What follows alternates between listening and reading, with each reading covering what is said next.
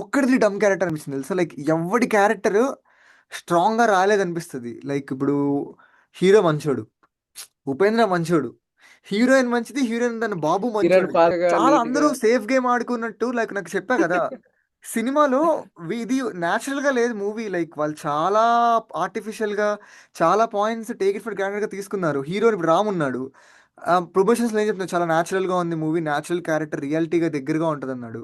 వాడు అసలు నాకు ఎక్కడ కనెక్ట్ అవ్వలేదు, రియాలిటీకి దగ్గరగానే లేడు వాడు. అది పక్కన పెట్టేస్తే అట్లీస్ట్ వాడిని కొట్టే సీన్లు కూడా చూపించారు మావా వీడిని. ఇప్పుడు హీరో నేను కొడుతున్నాం రా అని ఇప్పుడు ఇంటర్వెల్ ముందు హీరోయిన్ చితక్ కొడతారు, హీరోయిన్ ముద్దు పెట్టుకుంటే అంత ముందు కొట్టే సీన్లు చూపించరు. నేను ఎప్పుడు వాడికి ఎంత వదిలేస్తారు, బాధపడతా వాళ్ళు నేను. వాడిని సింపుల్ గా వదిలేస్తారు, 4 దెబ్బలు వేస్తారు. ఆ అంటే ఈడు ఇప్పుడు పడు. అంటే మనం అనుకోవచ్చు మనం క్రూయల్ గా అయ్యామా, లేదంటే సినిమా మరీ చాలా నార్మల్ గా అయిపోయిందా అని నీ మీద నీకే డౌట్ వస్తుంది. కదా, లైక్ మురళీ శర్మ కూడా సెకండ్ హాఫ్ లో మట్టి చూసి అడుగుతారు ఎక్కడికి వెళ్ళి వచ్చావు నువ్వు అని. అది నేను అక్కడికి వెళ్ళి వచ్చాను హీరోయిన్ ధైర్యంగా చెప్తుంది. ఇలా ఏం చేయడు, వాళ్ళ పెళ్ళాన్ని కొట్టి ఇంట్లో కూర్చోబెట్టి అంటాడు. అది అక్కడ ఫైట్ చేయలేని హీరోయిన్ హౌస్ అరెస్ట్ చేశారు నాన్న అంటది. మరి ఏం పీకడానికి ఎందుకు గెలికా మీ నాన్నని. థియేటర్ లో కూడా అంత ఇంట్రెస్టింగ్ గా అరే ఏం జరుగుతుంది ఇప్పుడు అని చూడలేదు. ఏదో పై పైన పోతుంది, పై పైన పోనీ నాకు ఎందుకని వదిలేసారు గో విత్ ద ఫ్లో లానే ఉంది మూవీ. అంతే.